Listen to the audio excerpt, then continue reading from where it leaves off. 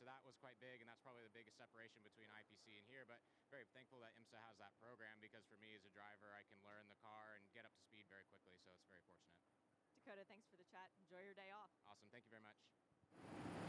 Adam down in the pit lane. We're about 5 minutes away from qualifying. We'll get some more driver and or team reaction. We've just completed the 15-minute free practice 4, which was effectively the warm-up this morning.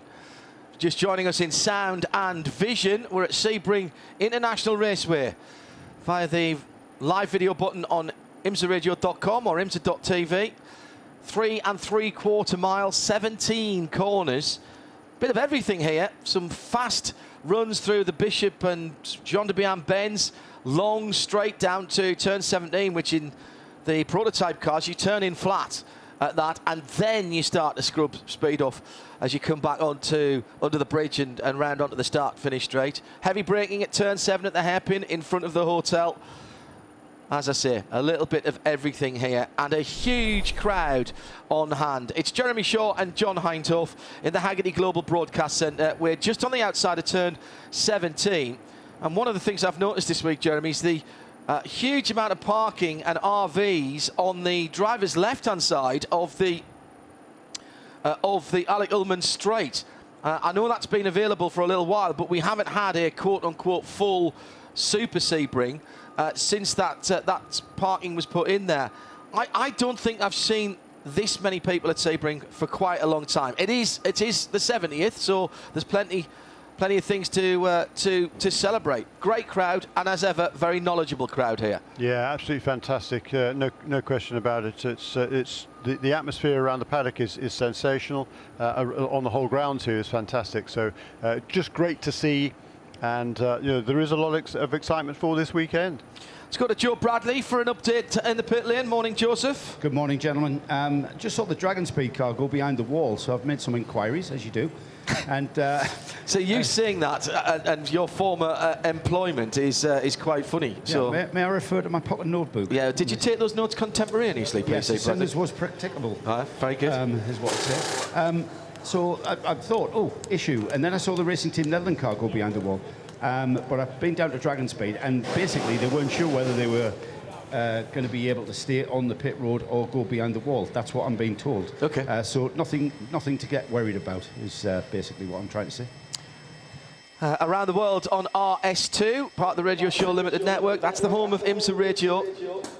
At imsaradio.com, and we'll have the whole race live for you tomorrow for the 70th running of the Mobil 1 12 Hours of Sebring, presented by Advance Auto Parts. And if you're here at the circuit whilst it's quiet, I'll remind you that once again, WWOJ, Highlands Best Country, on 99.1, aren't going to be playing any music during the race. It's wall-to-wall coverage.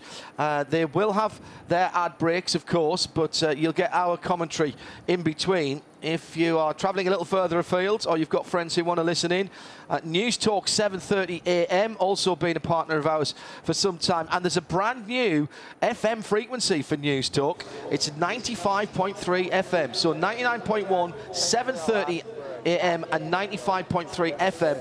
Tomorrow for IMSA. Now, whilst you're all writing that down, I will remind you that we're also broadcasting, simulcasting on those local and regional radio stations for the WEC today, 7:30 and 10:50 AM for the WEC, as well as 95.3 and 106.3. That's around the Highlands region of Central Florida. It's Heart of Racing now with Joe Bradley and Roscoe. Yeah, Ross, you're not in your racing kit, so you're not qualifying. Call me a detective, that was a clue, eh? Yeah, obviously, Alex is going to do the quali this weekend. I did it in Daytona, so I think the plan is to switch every now and then this year. But yeah, we're slowly finding our way. We've got a little bit of pace to find with the car, and it's just a case of tuning it in. This track is so severe with all the bumps, and obviously it's very hot this weekend, so trying to find the right balance for the car is pretty tricky. I mean, psychologically, as a racing driver, I would imagine, you know, you're itching to get in the car at all times, but how do you cope with the fact that the responsibility of qualifying has been given to someone else? Of course, you want to have the responsibility, but also it's in the same breath, it's quite nice and relaxing to take the morning off and be prepared for tomorrow as well. So Alex will do a great job. He's done a lot of testing recently, and also he's got a lot of experience in the car, so I'm sure he'll do a great job. And how will you spend today? It's a bit odd, isn't it, having the day off, a full day off before the big race? A bit like Le Mans, I suppose, having the Friday off. Well, there's no town parade or anything today, so how are you going to spend the time? Well, we have a few like media things to do later this morning, but I believe Maxime is teeing off at about 3 o'clock or something, so I'll probably hopefully go and join him. Excellent stuff. Pesky media. You would have all the whole day if it wasn't for the media.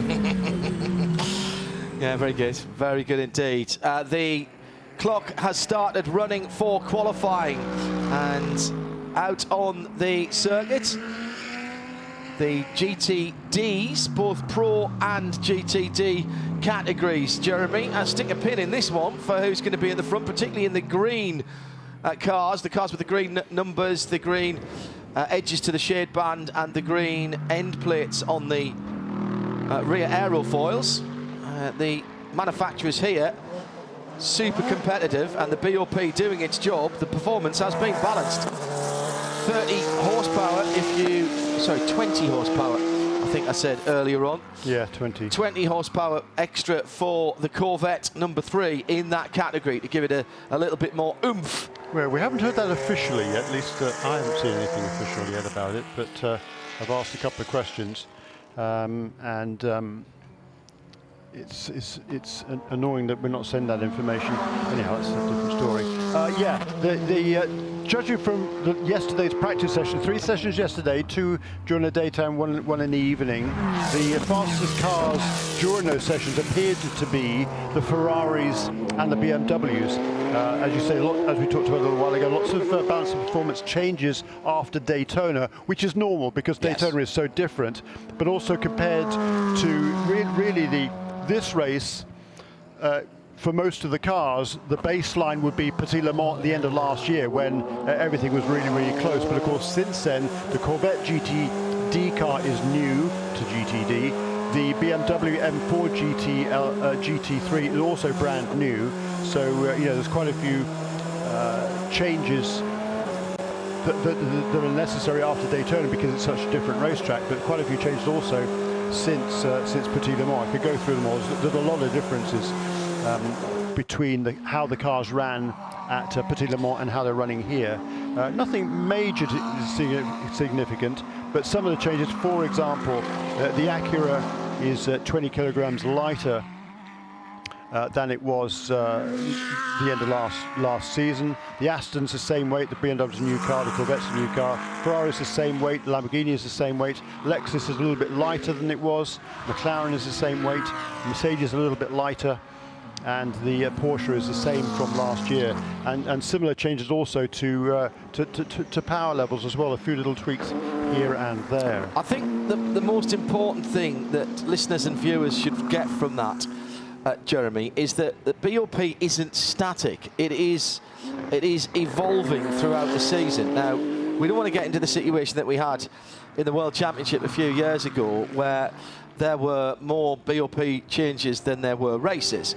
But quite clearly, as more data is acquired by IMSA, and this is very much, when you speak to the technical team, it's all data driven, and the teams can't sandbag because it's not their equipment on the car. So we're not just relying on the information that the teams provide. There's data sticks and all that kind of things. And therefore, IMSA are collecting their own data. So it's iterative, it keeps on moving, and through each season, the data is growing all the time. Indeed, so, and I've just got official confirmation from IMSA that the Corvette has got the restrictor size has been increased by 1 millimeter. There's the number 44 Aston for Magnus Racing stopped out on a racetrack. That's turn 10. Correct. Right on the apex of the corner. That's a weird place. Stop. To stop. Looks like a sort of Control-Alt-Delete there. But yes, so 1 millimeter added to the restrictor size on the Corvette. As I said before, it had been reduced by 1.8 compared to Daytona.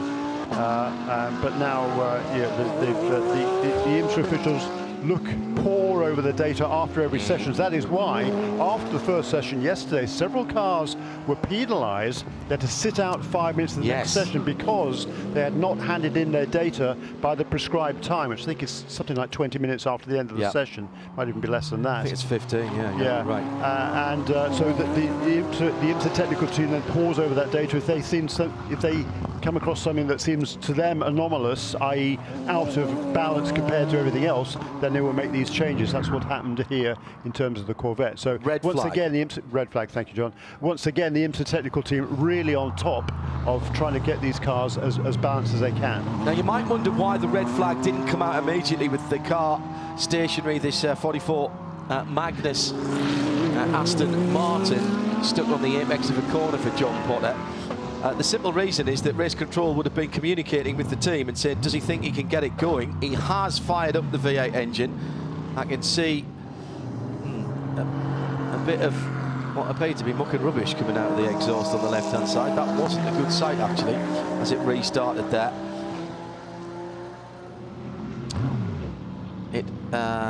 Maybe it's that's a vent, actually. That's not an exhaust. That's a vent from the gearbox of the engine that's blowing out some vapour.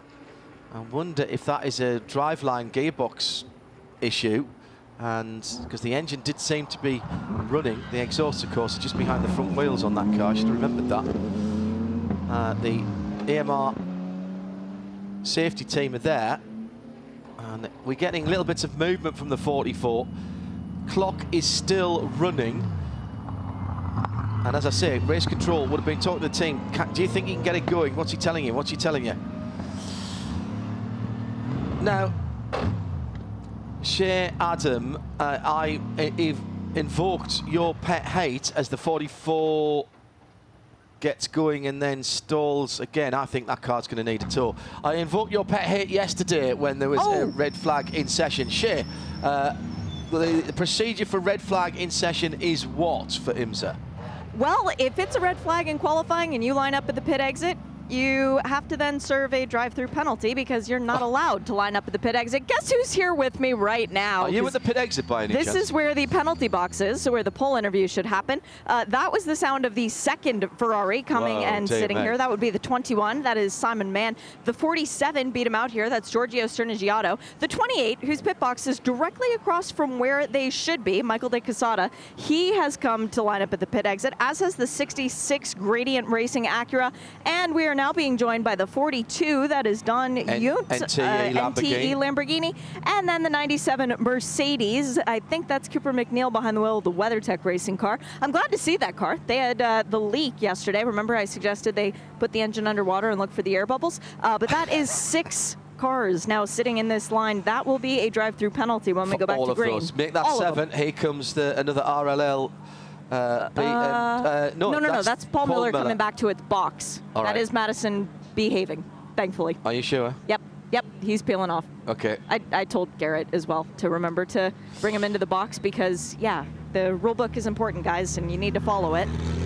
We have got cars pitted beyond the Sebring Mobil 1 walkover bridge, such is the quantity and quality of the entry. It's a little bit of a difficult exit from there because you have to go through the RFID readers so that Michelin have the tyre data and IMSA know how many sets of tyres you've used. We're back to green with 5:50 on the clock. The first 6 cars that go out will immediately have to come back in.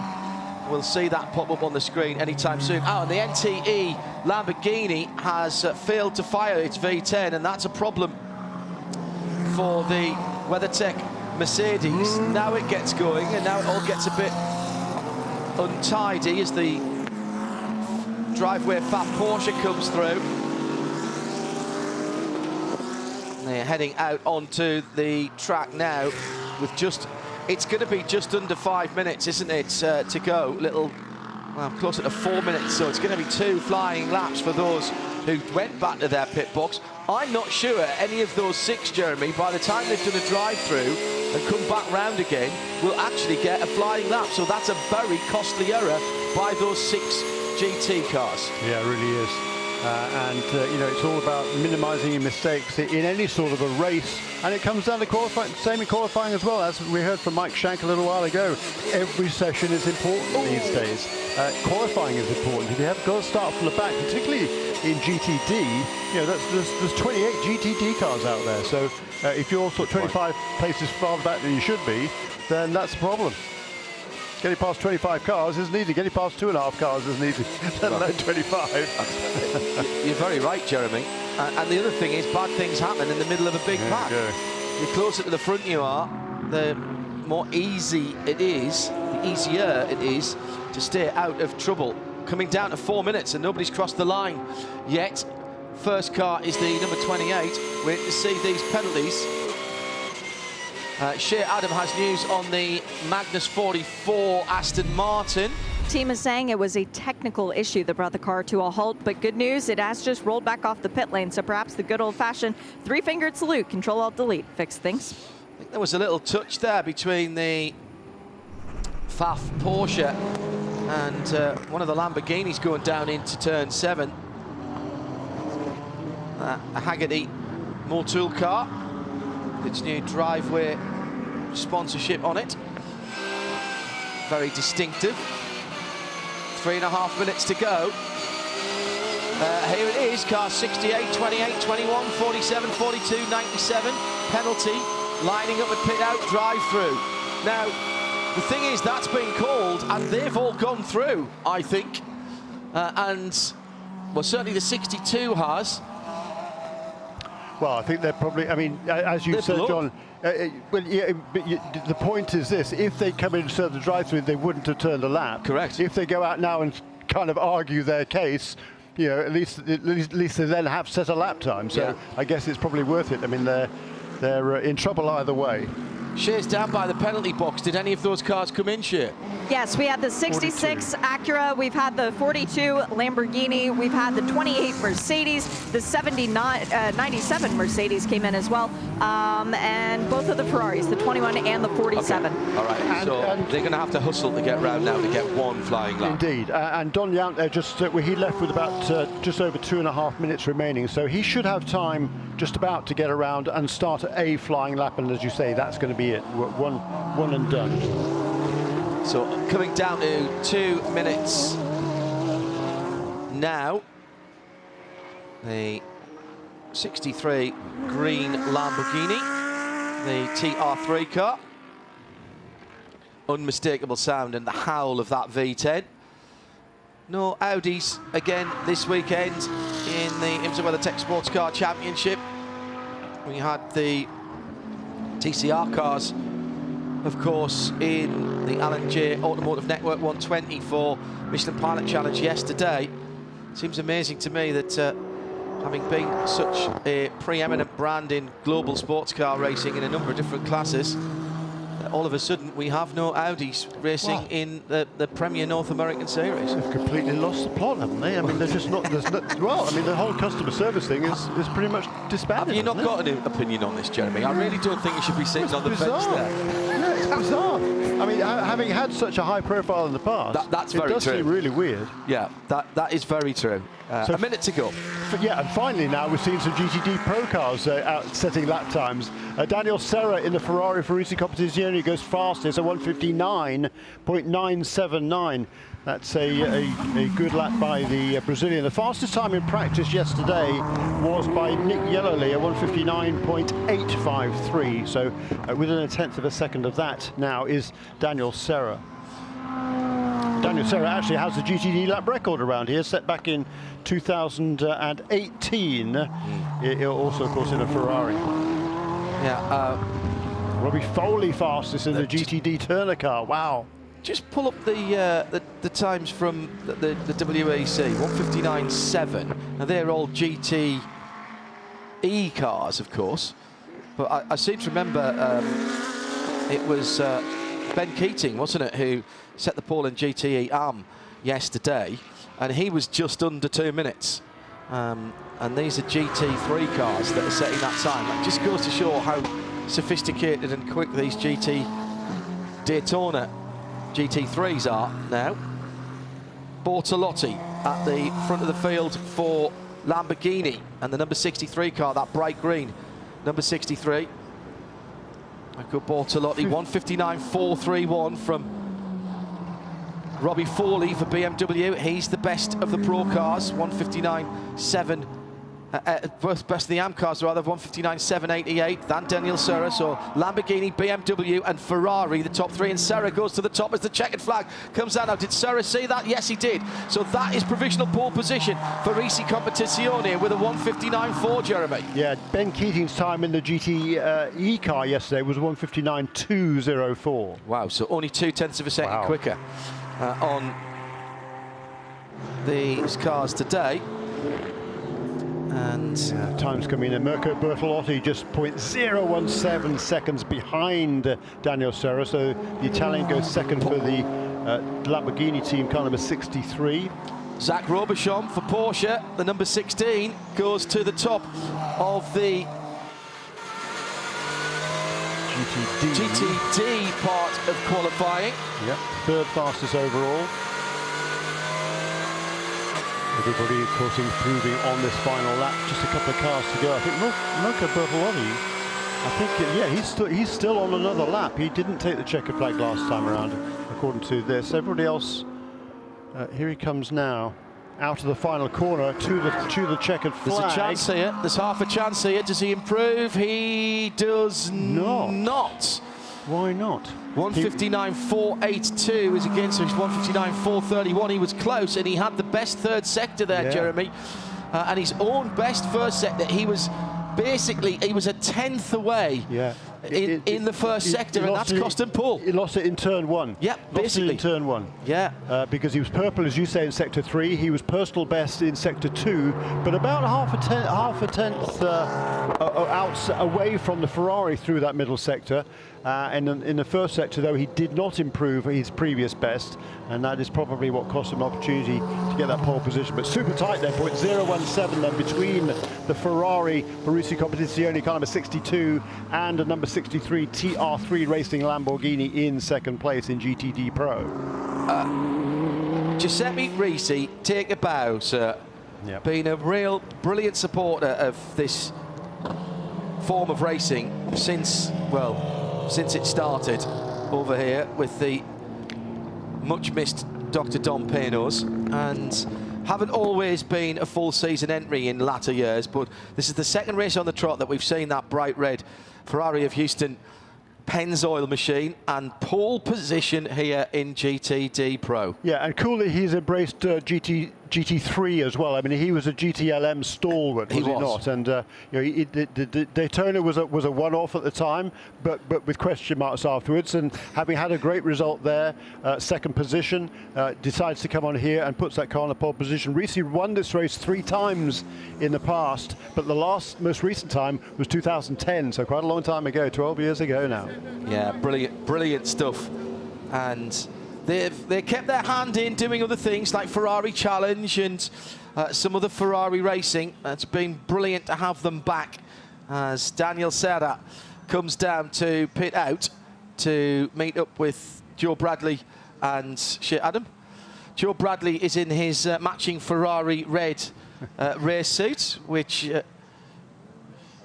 looks very bright in the morning sunshine, Joseph. It also gets you free spaghetti at the Ferrari teams. Excellent, very good. Yeah, and a nice espresso. Just blend in with the team, don't we? Yeah, very good. Well, Daniel Serra's with us now, and Daniel just waiting in the car. He's been given the go-ahead to get out of the car. So there's something about that Pennzoil livery on this Ferrari, isn't there? It's a little bit retro, isn't it? It takes us back a little bit. It's something about that. It just looks fantastic here in the beautiful Sebring sunshine. So still waiting for Daniel to get out of the car. Here he comes. And a big round of applause, let's see. Let's give Daniel a chance to get his hat off, get his helmet off. He's worked very hard, as ever, for this pole position. And you guys mentioned just how tight it was at the very end, but that's all it takes. Just takes tenths of a second. Makes all the difference.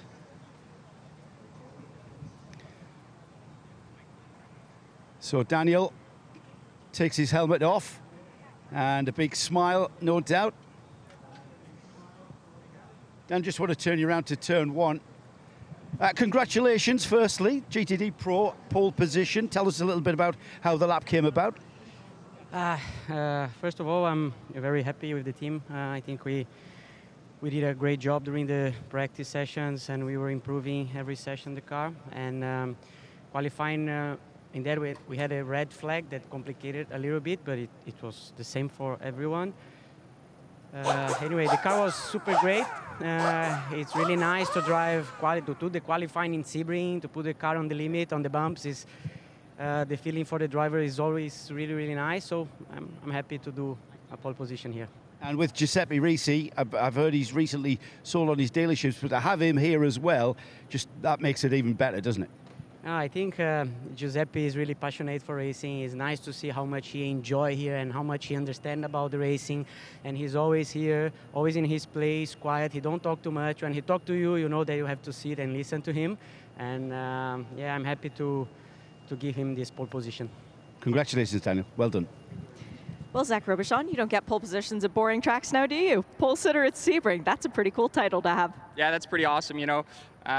After now I've done Daytona, I had pole at Daytona. It took me 2 years after to win Daytona, and it looks like Sebring I did the opposite, you know, able to win last year and then finally figure out qualifying this year. So, you know, I'm super proud of the team, you know, the first form, right, guys? To be honest, like, I've been saying it for 2 race weekends now. They've welcomed me like family, and, you know, even in qualifying today, they were so relaxed, and I'm like, for those that know me, I know I'm a pretty relaxed guy, so it works perfect for me, no stress, and that's usually when we do best. In terms of comparing this car to the FAF car that took you to victory lane last year, how similar are the setups? Different mentalities. I think at the end of the day, the car, you know, it's a Porsche. You know, the one thing that's great about these Porsches is you drive 20 of them and they're pretty much the same. A little bit different way to extract the maximum performance out of it, but ultimately, you know, it feels like home for me, and it's more about that relationship with the engineer, and I've had 2 great engineers, both at FAF and now at Wright, so for me, it's just kind of picking up where we left off. For some teams, the break between Daytona and Sebring has been way too long. For you guys, it's probably felt a little bit too short coming off of the victory, or has it? You know, I got to say, as a driver, we don't realize all the work that goes in between the races. You know, we did a test here a few weeks ago, and then I come back here, and all of a sudden, basically everything on the car is brand new. So, you know, I was at home going on a ski trip. I was enjoying myself, and I come here, and it's like clearly they've been working harder than me. So I think this one's more tip of the hat to all the work they did in between Daytona and now. Well, job well done to both you and the Wright Motorsport crew. Thank you very much. The 2 pole sitters from our GTD session, Joe Bradley and Shea Adam, with the questions down there. And congratulations to Risi for GTD Pro, just ahead of the TR3 Lamborghini Huracan. Then the best of the GTDs, you heard there, the Wright Porsche. But Jeremy Shaw, there's some GTD Pro cars that are well out of sync there. After the first 2 GTD Pros, then there are 5 GTD cars before the next group of the Pros, including that Corvette with a 20 horsepower increase. Yeah, somewhat curious, certainly to look at those times, because particularly in the BMWs, that's most stark, perhaps. In GTD, 4th and 6th overall, Robbie Foley, number 96 car for Turner Motorsport, Madison Snow in the brand new car number 1 for Paul Miller Racing. They are 4th and 6th overall in GTD, 2nd and 4th in regular GTD. But the factory cars for BMW Team RLL, Nick Yellerly is 12th overall in car number 24 and 7th out of GTD Pro. Augusto Farfus is another couple of tenths further back, 15th overall in GTD and 8th in Pro. That's curious. And Augusto Farfus has never been that far down a field ever. No. In his driving career, I don't think. And Nick Yellerly What's set the time difference? What's the time difference? Well, from Robbie Foley 59.7, Madison Snow 59.8. Okay, so Nick pretty Yellerly, close. Nick Yellerly 2 minutes 0.0, and Farfus 2 minutes 0.4. So I mean, it's all pretty close. So yeah, there's only half a second between all 4 of them, and there's, what's that, 8, more than that, 12, 10 or 11 positions. So you know, it's super tight, as we would expect in GTD. But yeah, certainly interesting to see the factory cars behind the privateers. Well, as you said, it's not a second and a half, 2 seconds, though. That's the point we're making there. So yes, the timing screen doesn't make good reading if you're a BMW MRLL fan, but their time differential isn't too good. Green flag on the prototype set. Similar in Porsches as well. Zach Robichon on the pole then for GTD regular. The factory car, the FAF car, which of course Zach took to victory last season, is running in pro class this year. That's 9th overall amongst the GTD cars, and 4th in GTD Pro. His time of 59.9, Zach of 59.7. So once again, you know, Zach stepping up there, and Julian Andlauer, the Frenchman, he's way down in 18th position of all of the GTD Pro cars, and 10th out of 11 in Pro. However, good news for Julian in this part of the weekend. He did come in at the checkered flag instead of going past it 3 times as he did yesterday in the WEC session, which will have put a few €100 on the table in the Stewards Lounge. We are counting down already with the next set of qualifying going out.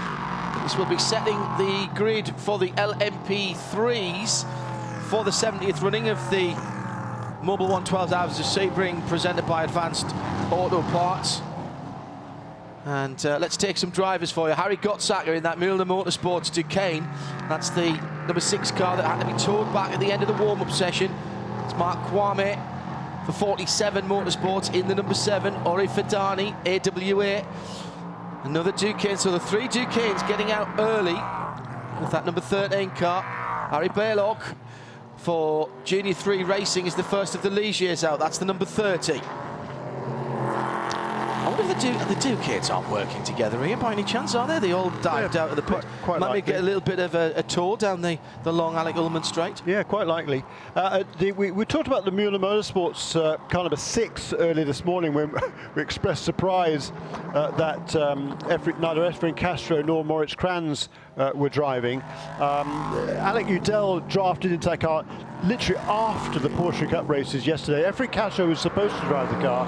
He's had to go back home for some family issues. Not quite sure what it is. So whatever it is, Efren, hope that works out okay. With the family, absolutely. And I mentioned about Alec Udell. He's a coach at Kelly Moss, and Efren asked Alec to step into this race for him. Okay. So he's Alec Udell. So it's great to see Alec back in a wheel of a racing car. He's a really talented young man from Texas. Doesn't drive nearly as much as he should do, but was an excellent coach.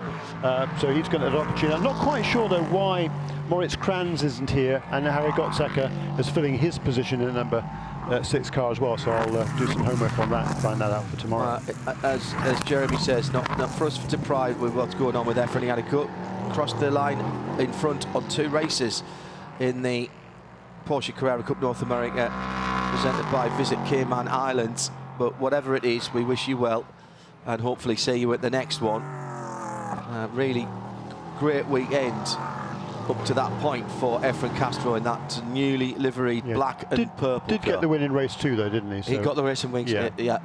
So I texted him a little while ago, so hopefully we'll get back to him on that. Right, starting to get these machines up to speed. Let me reset something. It is Anthony Mantella who is qualifying the 47 Motorsport car. It is Harry Gottsacker in the Duquesne number 7. It is Ori Fidani, got that one right at least in AWA. Then it is Harry Baylock, as we said, in the first of the Ligiers. That's not going to work because that's the wrong mouse. And who else is out there? Lance Wilsley. Yeah, and he's been quick this Max yesterday. as well. He set the 7th best time of anybody in LMP2 yesterday, did Lance. Quicker than several of the pro drivers. In fact, quicker than Joe Barbosa yesterday when he did a qualifying sim. So the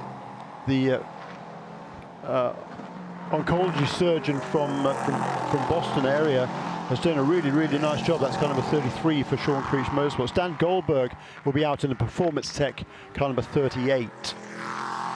I think that was the only other one that we haven't got to. George Kurtz, did you mention there in core? I didn't. No, I didn't. Right. And Jared Andretti in car number 36. Spot on. Gar Robinson in Riley, number 74. That's expected. And it's Jared Andretti who goes to the top with a 158.6. These are LMP3 machines, that rumbling V8.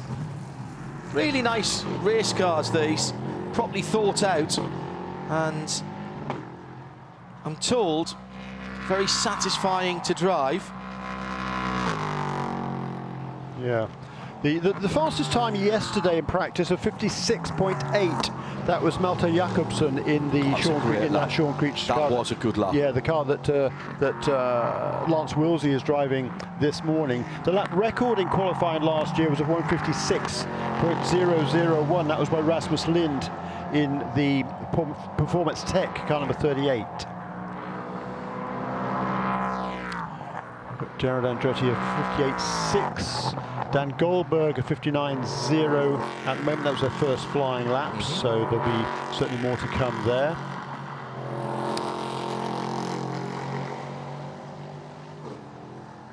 They are gradually speeding up now, and of course, this is the first round of the season-long championship for LMP3, as indeed it is for LMP2. Daytona was a kind of a standalone race, albeit part of the Michelin Endurance Cup. For all of the categories, for which this here at Sebring is round 2. Rounds 3 and 4 for the Endurance Cup will be, as always, Watkins Glen, 6 hours in the middle of the summer, and then at Michelin Raceway Road Atlanta for Petit Le Mans at the end of the season. And if that sounds complicated, it isn't really. There are championships within the full season, and IMSA have done a really good job of I think, communicating and listening to the teams. Teams wanted options. For example, Gradient last year, they did the Sprint Championship, which were all the shorter races. This year, they're doing all the Michelin Endurance Cup races. So effectively, they'll have done a full season, but just spread over 2 years. And there's championships to do that. And there's sometimes a business case for one or the other, depending on what the drivers who in those cars are putting money on the table, let's not forget, what they want to do. Do they want to do the shorter races and share with one driver? Do they want to share the costs with possibly 2 or 3 other drivers in the longer races? That's right, and of course the long distance races, particularly Daytona, that is the most expensive race on the calendar, simply because of its length, the amount of track time that the cars have there, and so that is why it is not part of the regular season. I think that's really good. That it was the teams, as you say, John Hindhoff, that suggested that, and it was been adopted. I think it's been very successful too. We had, how many cars were there at Daytona in LMP3? I think there were 9 at Daytona, and we've got 10 in for the season. So it's good, and several different cars here. The Junior 3 racing car number 30 was not at Daytona, and one of the other cars wasn't at Daytona as well. The number 40 car, the Fast MD racing entry, wasn't at Daytona either. More than halfway through the session now, and it's Gar Robinson at the top in the number 74 Riley LMP3. That's one of the leash years. Andretti Autosport, Jared Andretti just 0.01 second behind in the number 36. Fast MD, Max Hanratty in the 40 is in third. Andretti back to the top, this time by 0.2 of a second now, 157.6. These cars will stay out till the checkered flag. There's no messing about, deciding to go out right at the end. They're burning off VP racing fuel. The cars are getting lighter, and the Michelin tyres, no tyre warmers of any description, remember here. They're gathering pace throughout this run, and with only 10 cars out there, traffic really shouldn't be a problem. The Ducane's still circulating together, or pretty close together. It's Gottsaka for Muna Motorsport in the blue, number 6 in 4th, then Dan Goldberg. There's only 1.5 seconds between the top 6 at the moment. Yeah, for Jared Andretti, that 57.6, the best lap by that car yesterday was set in the evening session by Gavi Chavez, former Indy Lights champion, prototype driver, in IndyCar racer, you name it, Gabby's done it. So Gerald Andretti has already gone 4/10 quicker than that in this session. So good lap by him. Gar Robinson, he's really come on strong. I mean, he's just getting better and better and more comfortable in these cars. And I spoke to him last night, and he was saying how he was relying on Felipe Fraga to set up the car for the race, because Fraga's going to be driving the car at the end of the race on Saturday. That's the crucial time of the race, of course. And Gar said, look, yeah, whatever he comes up with, I'll drive in qualifying. It's obviously pretty good, because he's second fastest at the moment. That's the defending series champion. This though is one of only 2 races that team did not win last year in LMP3. LMP3 has been a real success story. Standalone championship as well, of course, that Jeremy covers with Brian Till. And the entries have just expanded. And there was, I think, 1 or 2 eyebrows raised when it was suggested that they should come into the main championship, particularly for the longer races. Questions potentially over the reliability of these cars. They've not always been 100% reliable, particularly in the very long races, but wow, I think it's really competitive. And to the top for Harry Gottsacker in the blue and white H&R sponsored Mobil Motorsport car. Yeah, a late call up there for Harry. He did yesterday in the Michelin Pilot Challenge Series race for one of the Brian Herder Autosport Hyundais. Wasn't expecting to drive the prototype car, but of course had his helmet in hand, as any good young race driver will do. Hopped into this car, and he's obviously been a quick learner. He has driven these cars before, yes, but that's a really excellent effort by Harry Gottsacker. Top 3 now, Jeremy, separated by 1/10 of a second, and the top 2 by 0.005 milliseconds between Harry Gottsacker and Jared Andretti, with Gar Robinson, as I say, 1/10 of a second back. Another 2/10 back to Max Hanratty, another 1/10.5 back to Dan Goldberg. So the top 5 separated by under half a second at the moment. Under half a second, 0.477 of a second. Wow. Get your phone out now, put it on the stopwatch, and try and start and stop it at 0.477 of a second. That's the difference between those top 4 cars on the track at the moment, top 5 cars on the track at the moment. Yeah. Here comes the 74 gain, Joe. And the top 6, all of them are improving on this lap as well, at least in one or other of the sectors. Harry Gottsacker does not improve in sector 2. Jared Andretti, however, goes purple in sector 2 in that Andretti Autosport car number 36. Gar Robinson goes across the line, does Jared Andretti to the top, 157.234 for Andretti Autosport. And Gar Robinson did improve, Jeremy, to a 57.660, so he's only 0.05 away from what was pole position at the time he crossed the line with Harry Gottsacker. But Jared Andretti lays down a 57.2 and stretches that gap between provisional pole and outside pole to nearly 0.4 of a second. And in the context of what we've just been talking about, that's pretty much the gap that with the top 5 is now between 1 and 2. That's a really good lap with 2 minutes to go. Jared Andretti has another opportunity, so does Gottsacker, Robinson, Hanratty as well. And Dan Goldberg's not that far away now. He improved last time around, and he's only just under 0.4 away from Max Hanratty. From 2nd through 4th, they're covered by about just a fraction over 1/10 of a second. Brilliant. From number 6, number 74, and number 40. Here comes Dan Goldberg out of turn 17 toward the stripe. He's still going to have time for one more lap here. Is Dan Goldberg. He does not improve by around about 1/10 of a second. Just lost a little bit of time in the middle of the lap, John. Bounces his way through turn 1. Gar Robinson going a little bit quicker. He's going to be coming up to the line pretty shortly, I think, in car number 74. Yeah, just coming to turn 17 now. Okay. Positions the car to the left-hand side of the Alec Ullman straight. Turns in, very positive turn in to the first part of the apex. No lift, no brake there, and then tries to slow the car down. That car's riding the bumps very well, that number 74 Riley. He's going to get one more lap after this one, but where does he stop the clock here? Goes across the line, he improves. Man. And it's now 0.039 between Andretti and Robinson. First to second, then 3/10 back to Gotzacker. Look at that car bounce through turn 1. It just leaps around all over the place going to turn 1. But Gar Robinson, he's kept his foot in it. Yeah, and he's quick again. Number 2 illuminated on the side. That's second position. Real commitment from young Gar Robinson as he turned into turn 1. The suspension working overtime, just working on the steering wheel.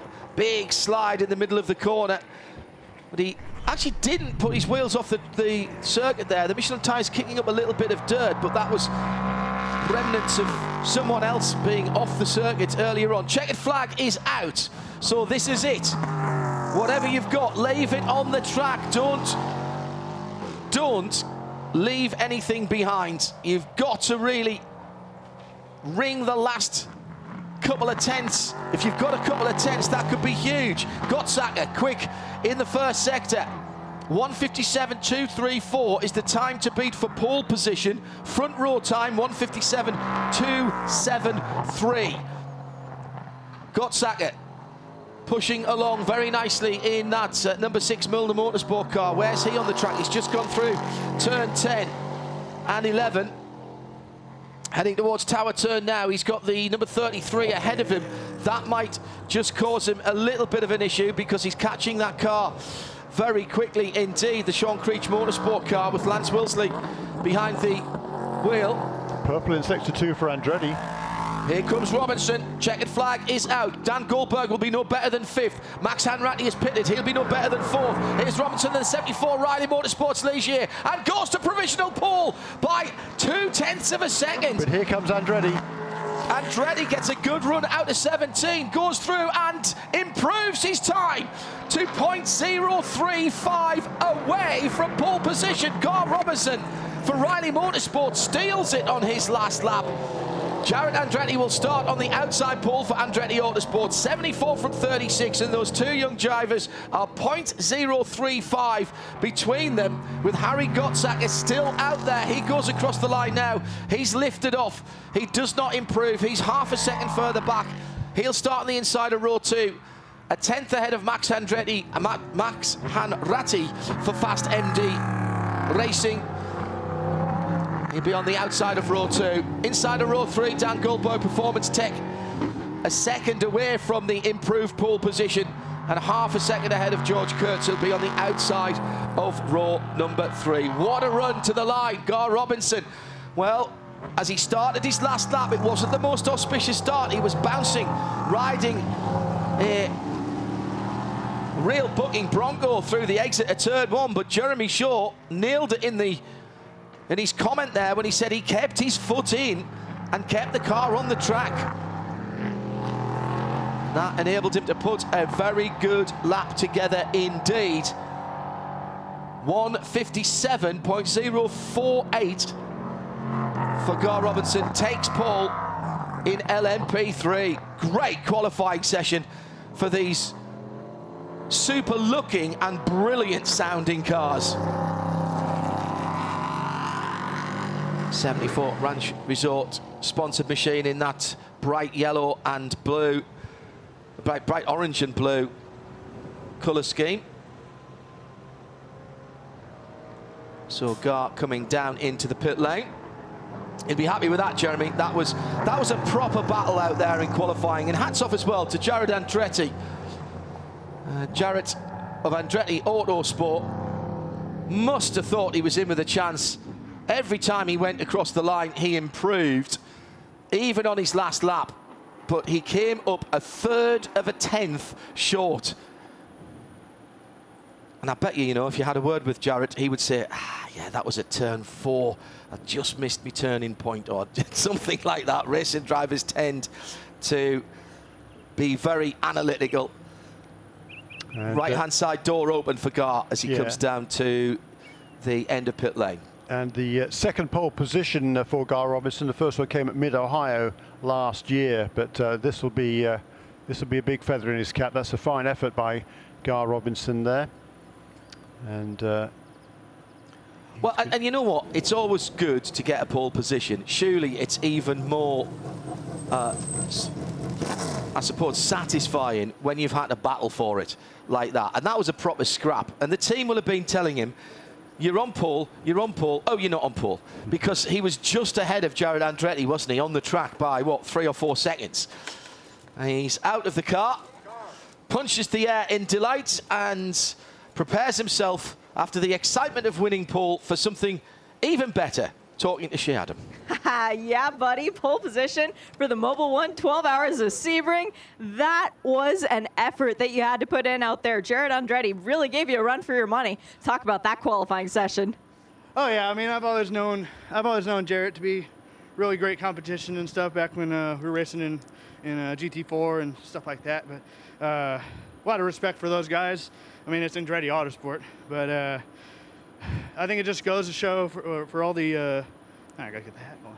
But just goes to show all the hard work that the guys at Riley Motorsports put together to put this car together, and just the whole team coming together to make the pole position happen. But I think it's a great way to start out the official IMSA points season, and we're looking forward to the race. I know it doesn't win us the race, but it definitely gets us into a much better spot than we had at Daytona, so we're excited. Well, hey, and good point, too, because points for qualifying, and since there were none awarded at Daytona, pick up right where you left off, defending series champ. Yeah, I mean, it's easy. I don't want to say it's easy to get it, but it's just even harder to maintain it. So I knew back in 2016 when I was running in Trans Am, we thought we were coming into the series, and we started out Sebring with a win, and we were looking really good. And then just got to watch out for.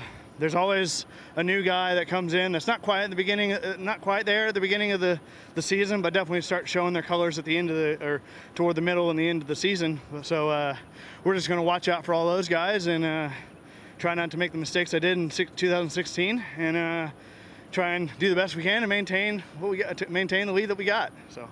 How much information was the pit wall giving you when you were out there on that last lap when you really had to lay down the flyer? Just what pole position was doing, who was out for when the last car came out of pit lane, just all the stuff that you need for qualifying. I mean, where cars in front of me was, how good of a gap I had, but no, they gave me great information. Typically, I don't really like a lot of information during qualifying, but all the information that they gave me was on point and perfect and correct, and we're really happy about it. And now I gotta go get some rest and go get ready for the start tomorrow. Well, I've been sitting here watching the cars go through turn one. You had turn one nailed, by the way, but that last lap through, it looked like you had a pretty big moment. Did you think it was all over right at turn one? Nah, just keep going.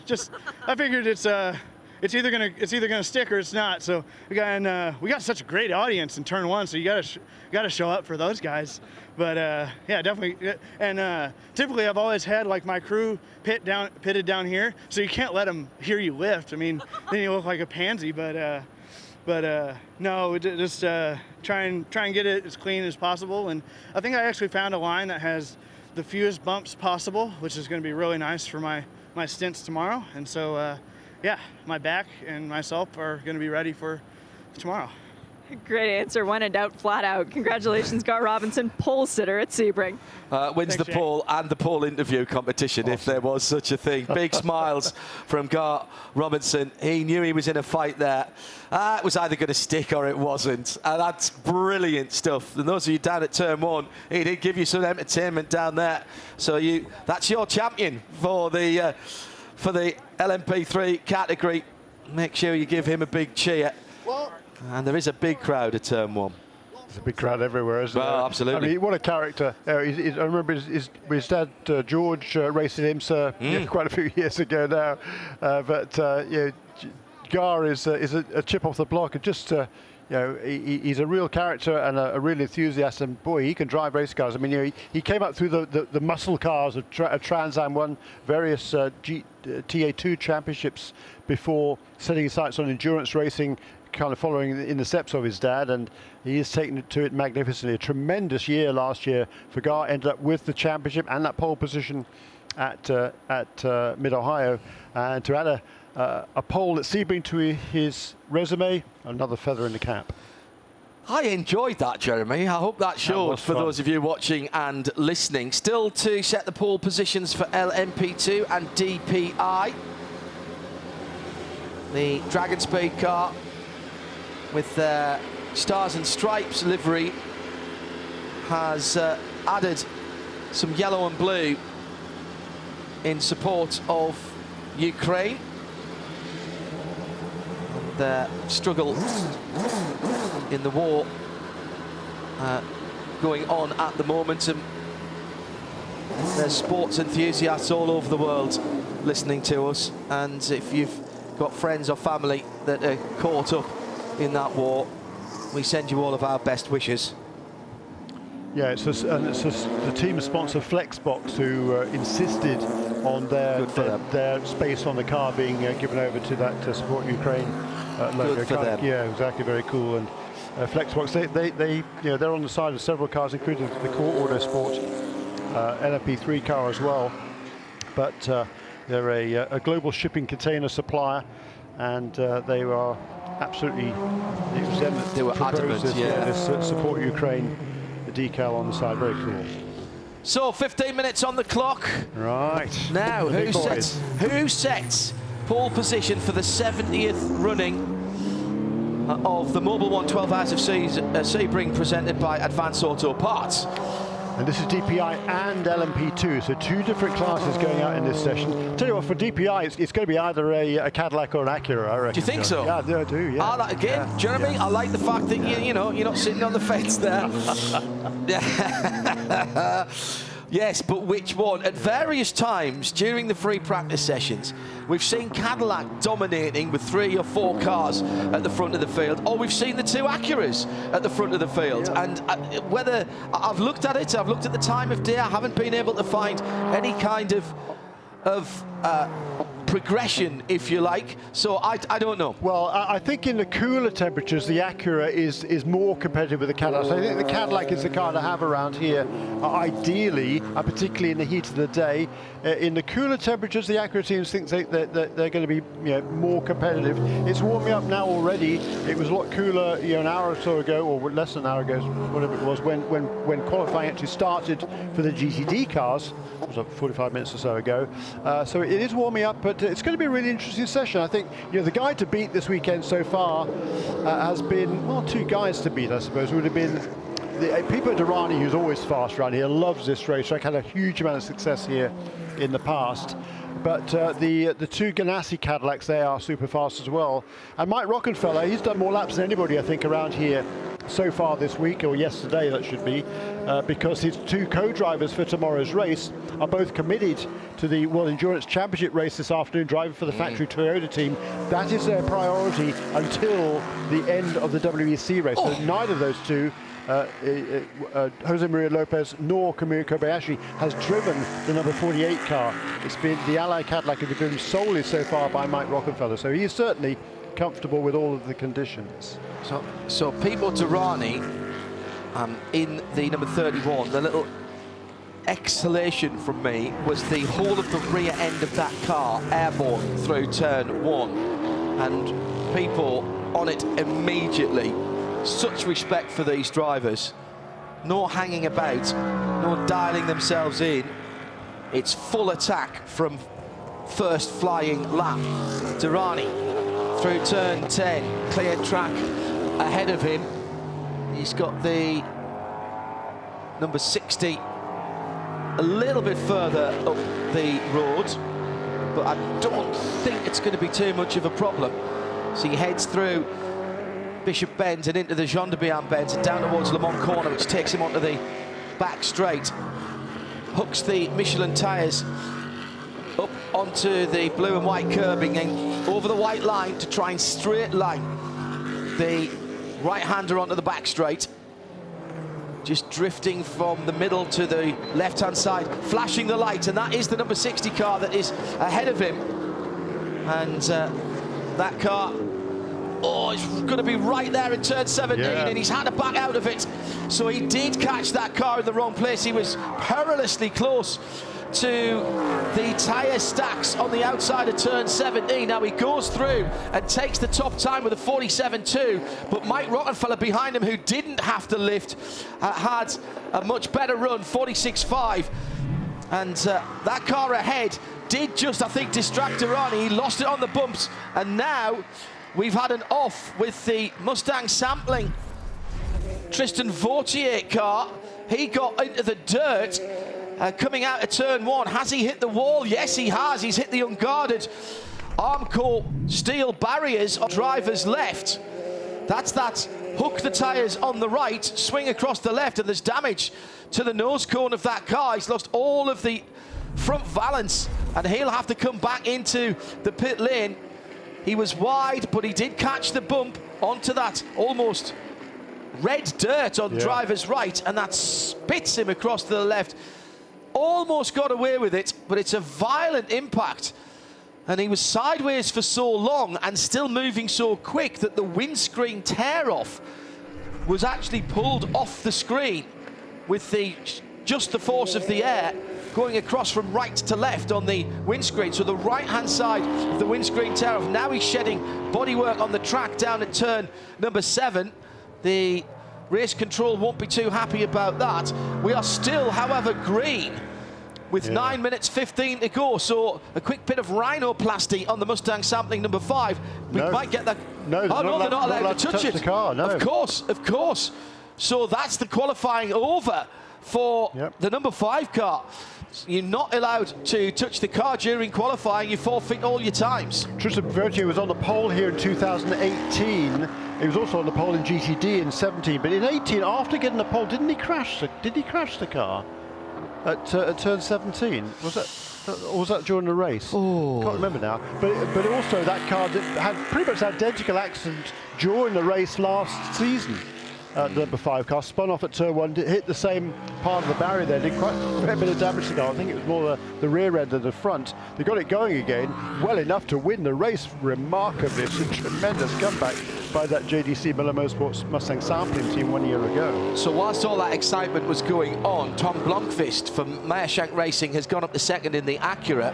He's half a second away from that first flying lap set down by Mike Rockenfeller in the Ally Cadillac.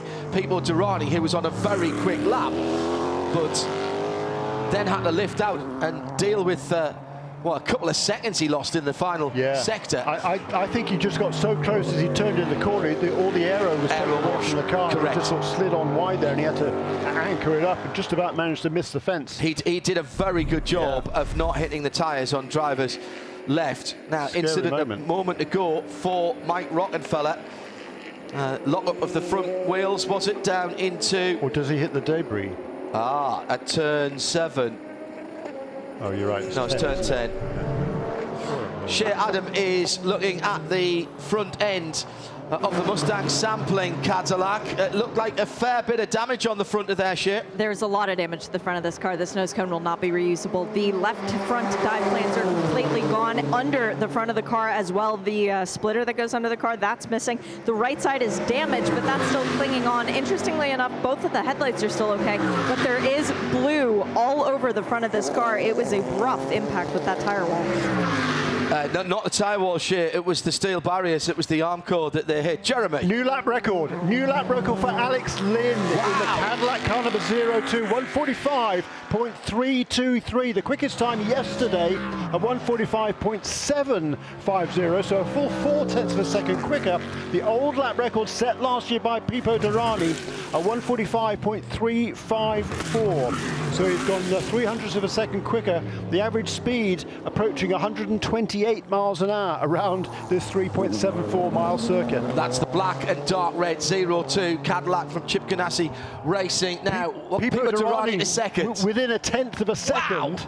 Wow. It's hotting up with 6 minutes to go. Don't go anywhere, ladies and gentlemen, whether you're here trackside. You might want to take a step or two back from the fence, in fairness. But if you're watching or listening on IMSA Radio or IMSA TV, Ricky Taylor, purple in Sector 1 in the Konica Minolta Cadillac, car number 10.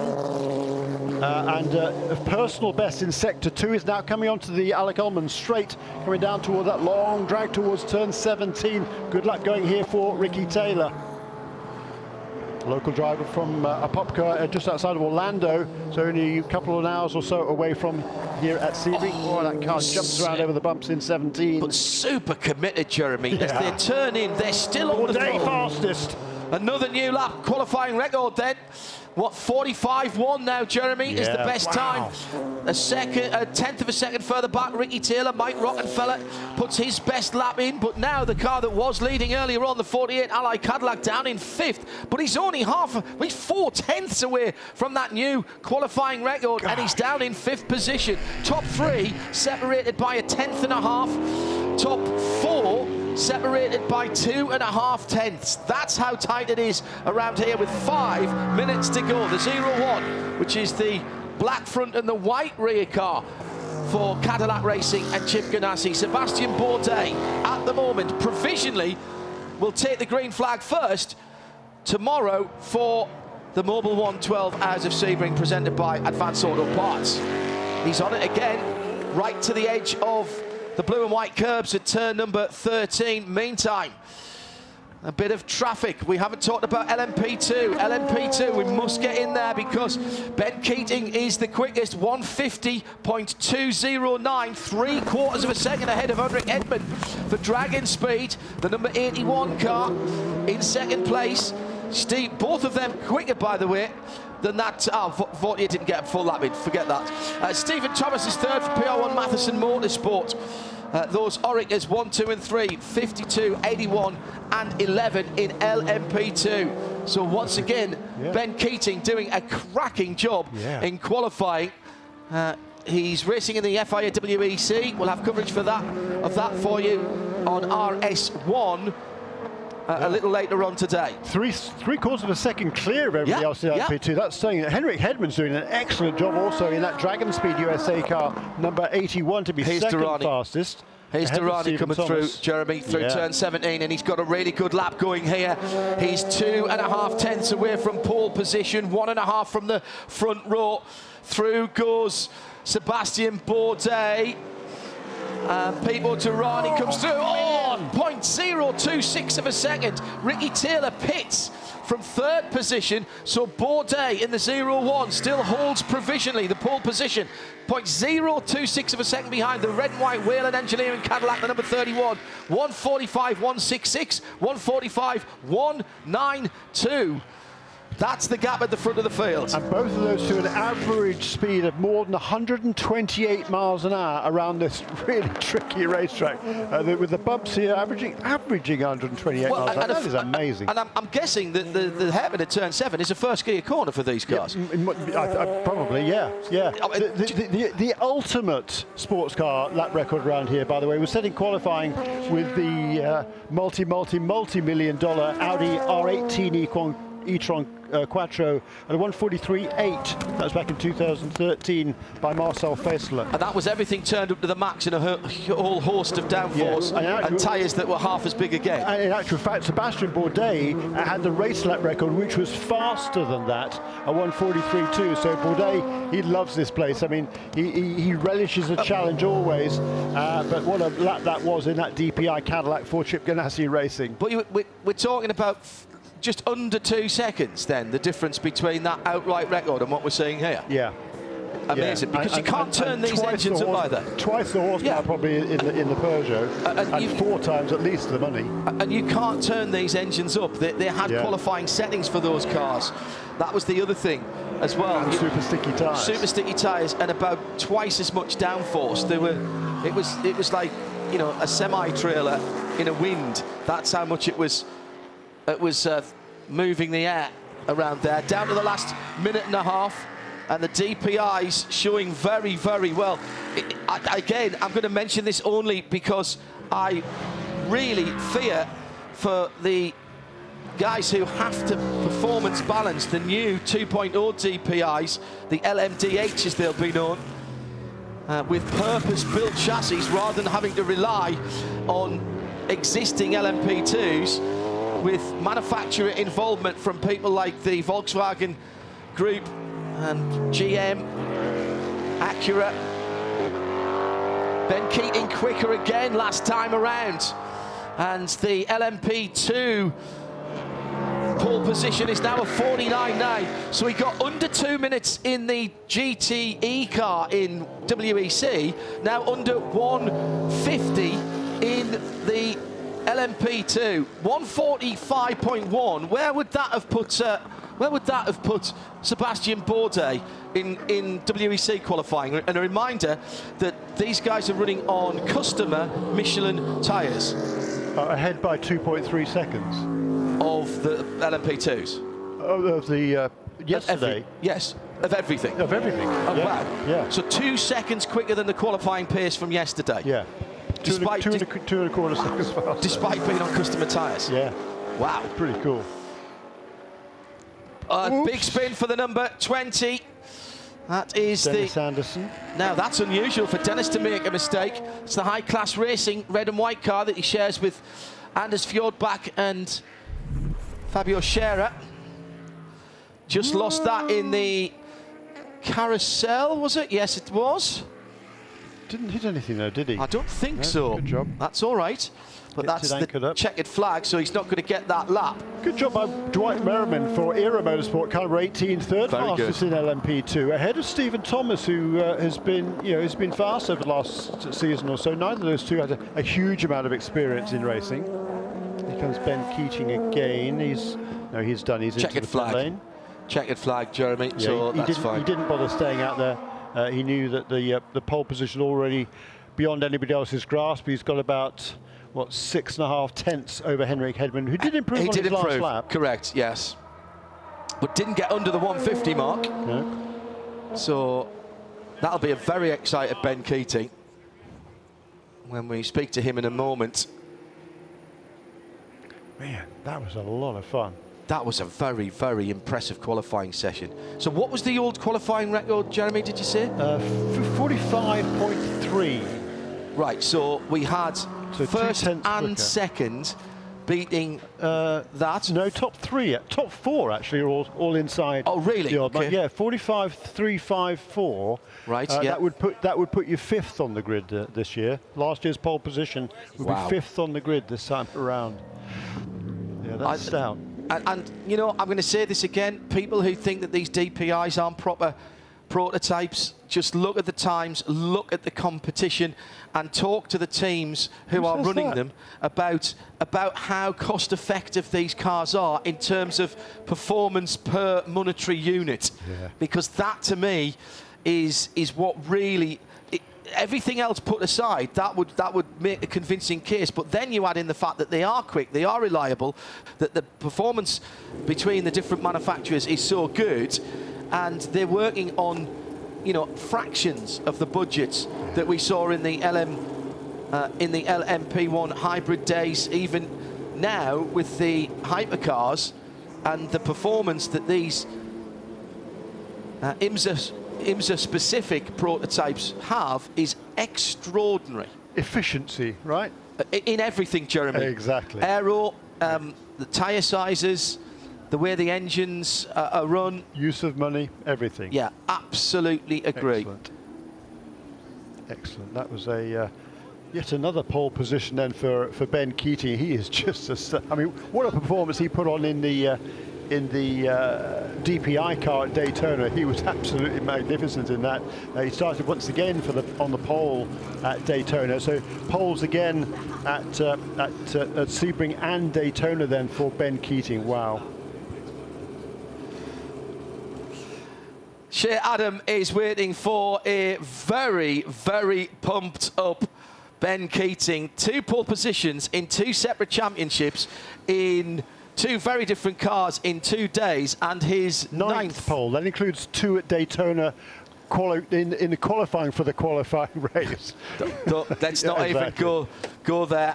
Nope. I call that a pole. Yeah, I'd agree with you there, Jeremy. And so apparently does the FIA now, because they've changed that. The pole sitter in Formula 1 this year will be the person who does the fastest time in qualifying.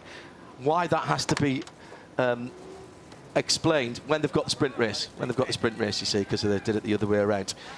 Shea Adam is with Ben Keating, LMP2 pole sitter, and a full 6/10 ahead of the rest of the field, 7th overall in that session, Shea. Every pole you could have got this weekend, Ben, you snagged it away, and even more impressively, you got below barriers, below the 2-minute mark in the GTE AMP car, below the 150 mark in this thing. Any more speed for tomorrow? Is this fun or what? Yeah, I think it's a little bit of home track advantage. I think there's a big advantage to me for running in both series.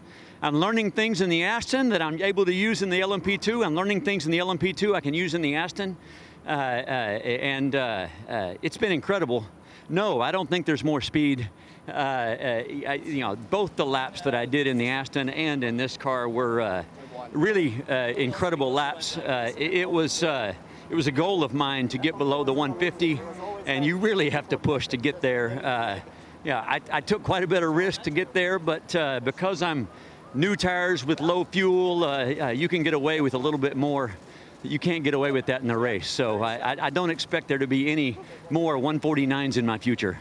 Well, congratulations to Paul Keating, I think is what we're going to call you from now on. I'll see you in the other pit lane. Awesome. Thank you, Shay. Yeah, to Paul Ben, very good. I like that a lot. Interesting what he said there, Jeremy, about even being in the Aston, it's a very different car. But I expect that it's just track time and being out there and getting the confidence up. Sebastian Bourdais, helmet off, and the pole winner's cap about to go on. Here's Shea Adam with the pole sitter for the 70th. Mobil 1 12 Hours of Sebring, presented by Advance Auto Parts. It's the 3rd pole position for Sebastian Bourdais. This is Sebring now. It got to feel a little bit sweeter to get it here. It's my 2nd here. So yeah, definitely a place I really enjoy.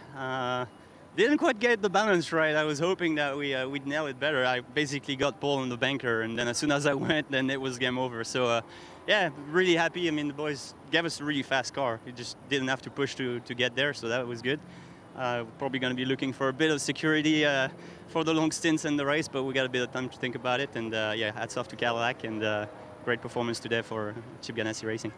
You waited a few minutes after the session went green before you left the pit lane. What kind of an advantage does that give you? You just don't necessarily want to be the sweeper. So, and you don't need all of 15 minutes. Kind of protect yourself against the red flag by going straight away, but the track is not ideal as well. So it's always a bit of a give and take game. You're close to about 2 seconds away from the overall fastest lap that you set back in the Peugeot way back when. How close is this car to that? Obviously, this is going really, really fast in the corners. We had a ton of power back then, probably close to 850, 900 horsepower. We're nowhere near with those regulations now. So, yeah, I wish we could turn that big V8 loose and let it rip. But no, it's always a great feeling here when you kind of get the car in the zone and you can let it float and do its thing. So I was very happy, and yeah, got a lot of painful memories here and some really, really good memories. So hopefully this weekend turns for the better. Yeah, 3 wins in your past here tomorrow. Good luck making it 4. Thank you.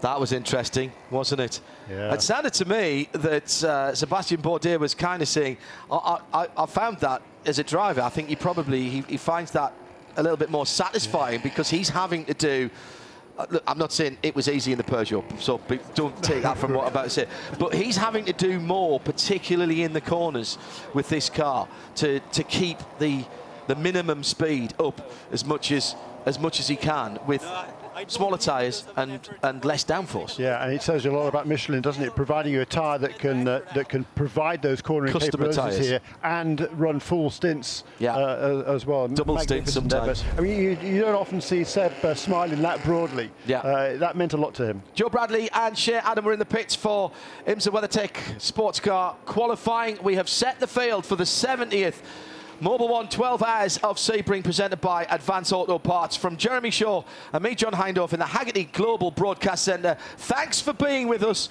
It'll be RS1 for WEC later on today, and we'll be back with warm-up and the whole of the 12 hours tomorrow live in sound and vision on RS2 and at IMSARadio.com. Bye for now. This program is a Radio Show Limited production. For more, check IMSARadio.com and subscribe to IMSA Radio wherever you get your podcasts.